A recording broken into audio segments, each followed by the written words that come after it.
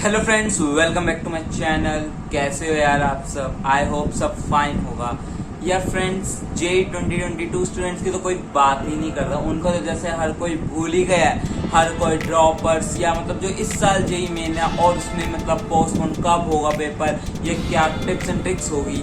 ठीक है यार, इस बार के जेई के स्टूडेंट पे फोकस है हम सबका, बट आप लोगों पर भी हम साथ ही साथ फोकस करने वाले हैं। यार आज मैं कुछ टिप्स एंड ट्रिक्स दूंगा, बट इंपॉर्टेंट चैप्टर्स आपको क्या कवर अप करना चाहिए, क्या नहीं करना चाहिए, वो मेरी आने वाली वीडियोस में आएगा। तो आप मेरे चैनल को प्लीज सब्सक्राइब कर लीजिए यार, कुछ तो इम्पोर्टेंट मिलेगा आप सबको। या मतलब आप कभी सोच रहे हो कि मतलब एक साल बाद भी कोविड रहेगा या नहीं रहेगा यार, इसी में मतलब जा अपना पूरा समय बर्बाद कर रहे हो यार, आप बहुत गलत कर रहे हो। आप सोच रहे मेरी AIR 1 है यार, आप सोच रहे AIR 500 है, तो यार आप उसके लिए उतनी मेहनत कर रहे हो। कुछ बच्चे बहुत ज़्यादा सिंसियरिटी के साथ पढ़ रहे होंगे और आपको पता भी नहीं होगा। तो फ्रेंड्स, आज कुछ टिप्स जो 12th में जस्ट अभी आए और जिनको जेई देना है अगले साल मेरी तरफ से। फर्स्ट ऑफ ऑल मैंने कुछ नोट्स बनाए हैं, साथ के साथ मैं पहले रीड करूँगा इंग्लिश में, देन आफ्टर आपको मैं हिंदी में बताता हूँ, because of English and Hindi मतलब दोनों को ही समझ आ जाए। सबसे पहला मैंने लिखा है taking small goals to achieve big results. जरूरी नहीं है कि हम ना पहले सारा सिलेबस इकट्ठे कर रहे आओ आओ आओ और आज के दिन ही हम सब खत्म कर लेंगे। हमारा टारगेट है मतलब आज हम मैथ्स का एक चैप्टर करेंगे, फिजिक्स का एक चैप्टर करेंगे, केमिस्ट्री का एक चैप्टर करेंगे और साथ में हम अपने 12th का भी कर लेंगे CBSE का। और आज हम अपने कोचिंग इंस्टीट्यूट को भी अटेंड कर लेंगे। साथ में यूट्यूब पे फिजिक्स वाला, अमर दत्तर वाले या कोई XYZ यूट्यूब चैनल से भी पढ़ लेंगे और टिप्स एंड ट्रिक्स भी देख लेंगे और हमारा जेई मेन 2022 क्लियर हो जाएगा। तो आप गलत सोच लो, थोड़ी सी लंबी बन जाएगी वीडियो फ्रेंड्स, टेंशन मतलब ना यार। अपने को ना हमेशा स्मॉल गोल्स में डिवाइड करना चाहिए। हम यदि हम आज चाहते हैं कि फिजिक्स में हम फर्स्ट चैप्टर उठाएंगे, मतलब जो भी है, जो आपका वीक है, जो आपका स्ट्रॉन्ग है, उसको आप उठाओ। अकॉर्डिंग टू यू मैं आने वाले पॉइंट्स में आपको बताऊंगा, आप उसको उठाओ, उसके कॉन्सेप्ट्स पढ़ो, थ्योरी पढ़ो, देन आफ्टर उसके क्वेश्चन सॉल्व करो। ये होना चाहिए आपको। ये नहीं होना चाहिए हम सब पहले इकट्ठा करेंगे फिर ओवरथिंक करेंगे और इसमें हमारा टाइम वेस्ट हो जाएगा। और यार सच बात है, जेई सिलेबस ना छोटा मोटा तो है नहीं, 2 साल का आता है सिलेबस, प्लस कुछ बेसिक्स आपके 9th 10th के भी इंक्लूड हो ही जाते हैं। तो आपको उसको मॉड्यूल्स में डिवाइड करना पड़ेगा, आपको एक पेज में डिवाइड नहीं करना पड़ेगा। यार एक टॉपिक लो, उसमें टाइम लो और उसको मास्टर करो फ्रेंड्स। और हाँ, साथ के साथ शॉर्ट नोट्स जरूर बनाना, वरना आपको बहुत दिक्कत आने वाली है। साथ में आता है यार कोई डेली शेड्यूल बनाओ, मतलब शेड्यूल बनाना जरूरी है। Schedule I don't know pronunciation में, बट यार एक दिन का शेड्यूल बनाओगे उसमें आपको दिक्कत आ सकती है। यदि आप वीक का बनाते हो या 4 डेज 5 डेज या 8 डेज का बनाते हो, तो मानो बाई चांस कोई रीजन की वजह से आप आज कवर अप नहीं कर पाते, बट या हमें पता है 8 डेज है, हम कैसे ना कैसे कहीं ना कहीं उसको कवर अप कर लेंगे। तो आपको हमेशा टाइम टेबल बनाना चाहिए। पर 1 डे का आई डोंट रेफर, पहले मैं भी बनाता था, बट मेरे को कहीं ना कहीं लगा कि यार दिक्कत कर रहा है, तो इसलिए मैंने मतलब 8 डेज 7 डेज का ही बनाया करता था। डू नॉट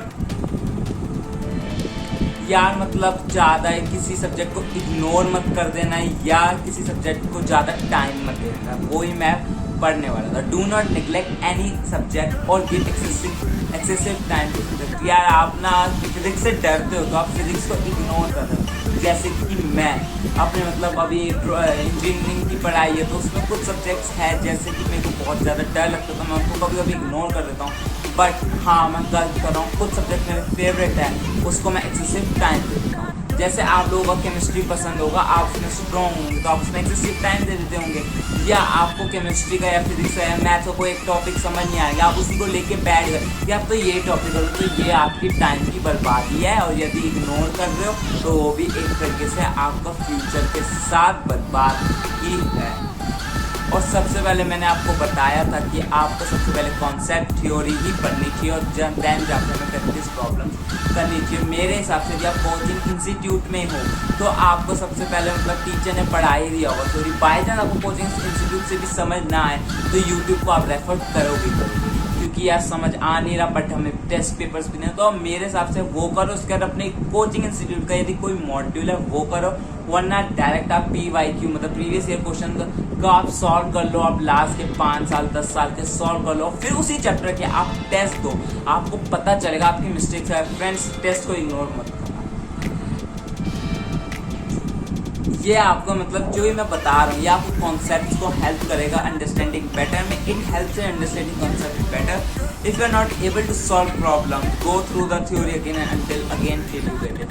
मतलब कोई बात हुई ना, नहीं आ रहा करो, प्रॉब्लम सॉल्व नहीं हो रहा दोबारा करो, नहीं हो रहा फिर दोबारा करो। और हाँ फ्रेंड्स, एक्सेसिव टाइम मत देना। और फ्रेंड्स, अभी आपके पास 1 साल ऑलमोस्ट है और जनवरी में पेपर है या नहीं इसको मैं बता नहीं सकता।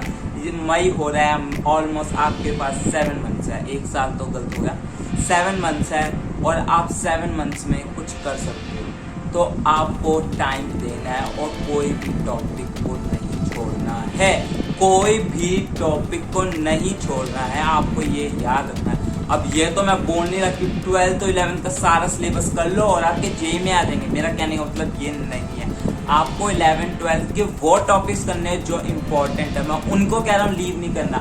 आप ये मत समझना कि 11th 12th के आप कोई भी टॉपिक लीव ना करो, सारे का करो, इट्स नॉट पॉसिबल। या 11 जेई मेन में ये नहीं होता कि हम पूरा सिलेबस करें। जेई मेन के मतलब कितना रिवाइज हो, कितना कॉन्सेप्ट और थ्योरी को कितना मतलब बहुत ज़्यादा गहरा जानते हो, उससे आपको कॉन्सेप्ट कितना बेटर है, उससे आपके क्वेश्चन सॉल्व होते हैं। और मेरे हिसाब से पहले उन चैप्टर्स को करो जो इजी है, देन थोड़े से आपको टफ लगते हैं, फिर देन इजी, फिर देन हायर।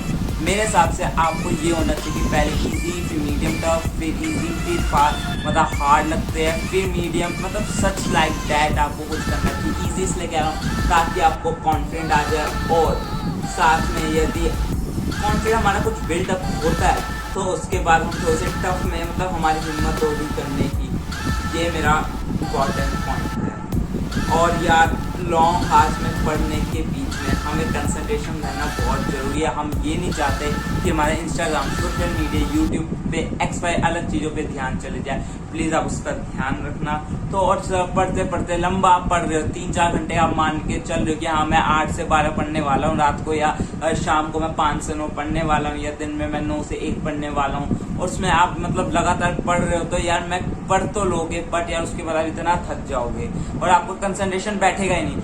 उसके बाद फिर आप मतलब आलस करोगे, कुछ ना कुछ करोगे। तो स्मॉल ब्रेक्स लेना ही चाहिए। 5 मिनट्स का ले लो, 10 मिनट्स का ले लो, कोई सी वार्म अप कर लो और फिर दोबारा कर लो। टाइम मैनेजमेंट बहुत ज़रूरी है। टाइम मैनेज नहीं कर पाओगे तो आप कुछ नहीं कर पाओगे लाइफ में। ये बात याद रखना, टाइम मैनेजमेंट बहुत ज़्यादा ज़रूरी है। और यार, आपको ना देखना पड़ेगा जेईई के पैटर्न्स को, लास्ट के 5 साल, लास्ट के 10 साल में क्या चेंज हुआ है वो, और किस टाइप के पैटर्न पे वो फोकस कर रहे हैं, तो उस टॉपिक पे कितना फोकस कर रहे हैं, ये सब आपको देखना पड़ेगा। फ्रेंड्स, ये सब मेरी वीडियो जेईई नीट सब पे बहुत जल्द आने वाली है। आई एम वर्किंग यार, ये सब आपका डेडिकेशन से और डिसिप्लिन और कंसिस्टेंसी से होगा। डेडिकेशन, कंसिस्टेंसी और डिसिप्लिन बहुत ज़्यादा इंपॉर्टेंट है लाइफ में यदि आपको कुछ करना है।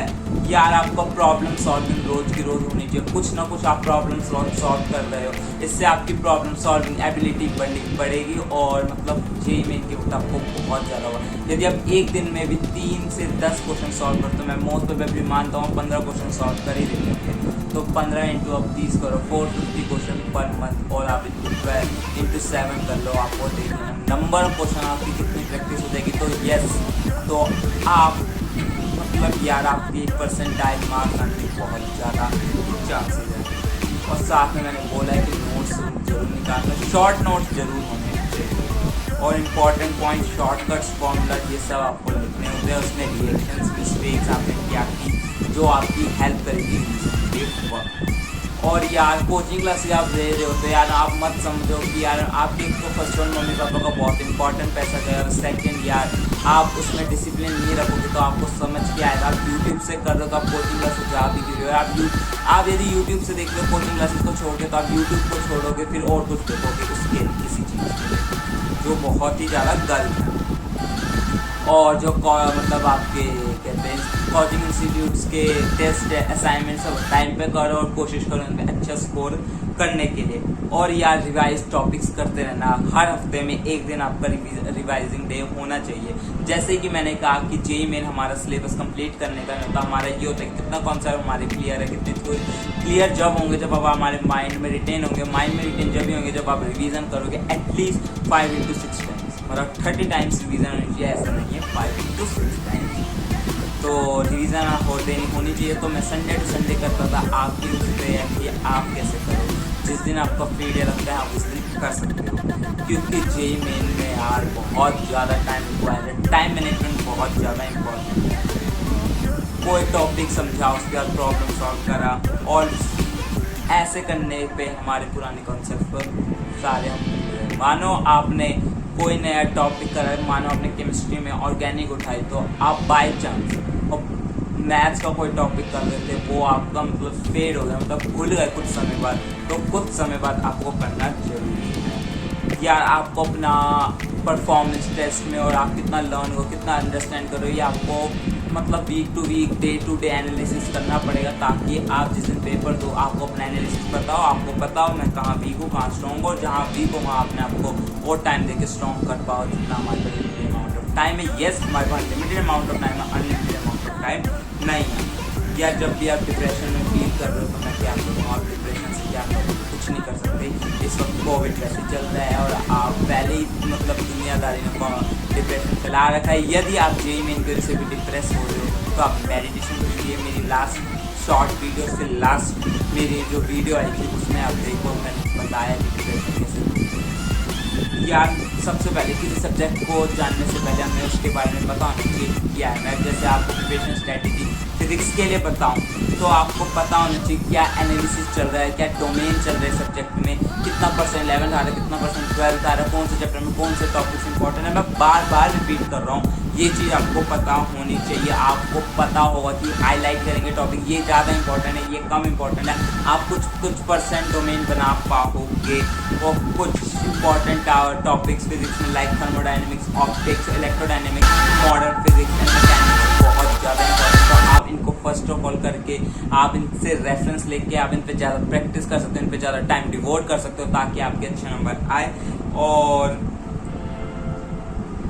मैकेनिक्स हमारा फर्स्ट चॉइस होता है एग्ज़ाम के लिए, और मतलब जो एग्ज़ाम बनाते हो उनके लिए how to prepare for J E E chemistry. मैंने आपको फिजिक्स में एक आइडिया दे दिया, सिमिलरली मैं आपको केमिस्ट्री में बता रहा हूँ। लाइक फिजिक्स हमारे को स्टूडेंट्स को मतलब केमिस्ट्री पे भी कुछ टॉपिक वाइज डिवाइड करना पड़ेगा, जब भी बहुत ज़्यादा इंपॉर्टेंट है। और यार आपको जैसे पता होगा केमिस्ट्री हमारी फिजिकल, ऑर्गेनिक एंड इनऑर्गेनिक में डिवाइड है। तो सबसे ज़्यादा टॉपिक में काइनेटिक्स, केमिकल इक्विलिब्रियम और थर्मोडायनेमिक्स एंड इलेक्ट्रोकेमिस्ट्री मतलब सबसे ज़्यादा पूछे जाते हैं इनसे क्वेश्चंस। और या मोस्ट मतलब फेवरेट कौन से टॉपिक्स है, organic, alkenes, alkynes, polymers and carbonates, ये बहुत ज़्यादा इंपॉर्टेंट जो आपकी पार्ट 2 में है। और इनऑर्गेनिक में पी ब्लॉक, भाई साहब मुझे तो याद भी नहीं होते थे यार, उसके रिएक्शंस पे कुछ ट्रिक्स लगाता था, कुछ करता था फिर याद होते थे। मतलब यार 1 बार 2 बार 3 बार करा नहीं हुए, 5 बार करा नहीं हुए, 10 बार करा जब जाके होते थे, लिखने पड़ते थे। कोऑर्डिनेशन, कंपाउंड्स, मैंने आपको कुछ बताया इंपॉर्टेंट टॉपिक्स, प्लीज़ इसको देखना। और साथ में यार मैथमेटिक्स कैसे स्ट्रॉन्ग करूँ भैया, मेरे मैथ्स में 0 नंबर है, नेगेटिव नंबर है, 28 नंबर है। तो यार आपको मैथ्स में कंसिस्टेंसी बहुत ज़्यादा चाहिए। मैंने बोला था आपको डेडिकेशन, डिसिप्लिन एंड कंसिस्टेंसी बहुत इंपॉर्टेंट है किसी चीज़ कॉम्पिटिटिव एग्जाम को निकालने के लिए। मैथ्स में स्पेशल कंसिस्टेंसी निकालनी है तो डिफरेंशियल कैलकुलस बहुत ज़्यादा इंपॉर्टेंट है जेईई के पॉइंट ऑफ व्यू से। और integral calculus, vector analysis, 3D query बहुत ज़्यादा इंपॉर्टेंट है। Matrix and determinant most easy और मोस्ट इंपॉर्टेंट टॉपिक है स्टैटिस्टिक्स, बाइनोमियल थ्योरम और सम अदर इंपॉर्टेंट टॉपिक्स है जो इम्पॉर्टेंट है। तो फ्रेंड्स आपको कैसी लगी मेरी वीडियो प्लीज़ कमेंट में बताना, और आपको कितने परसेंट प्रिपरेशन हो रखी है वो भी बताइए। कुछ हेल्प चाहिए वो भी आप कमेंट बॉक्स में बता सकते हैं। यदि आपको मुझसे किसी भी टाइप की हेल्प चाहिए, किसी भी टाइप की स्टडी में या अदर डोमेन्स में हेल्प चाहिए, आई विल हेल्प। कुछ मैं यार आपके ही प्रॉब्लम्स को डिज़ाइन करने की कोशिश कर रहा हूँ इन द फॉर्म ऑफ सब interesting facts and interesting knowledge. और फ्रेंड्स एक बात और याद, डिप्रेस मत हो, जे मेट 2022 में अभी 7 मंथ्स है, लिमिटेड अमाउंट ऑफ टाइम है, चैप्टर्स भी हमारे पास लिमिटेड अमाउंट ऑफ ही है, हमारे पास अनलिमिटेड चैप्टर्स है, अनलिमिटेड टाइम नहीं है, तो हम करके दिखा सकते हैं यदि हम ठाने तो फ्रेंड्स ऑल द बेस्ट, आप प्रिपरेशन करते रहिए, अपने फ्रेंड्स को ये वीडियो शेयर जरूर करना। Bye bye.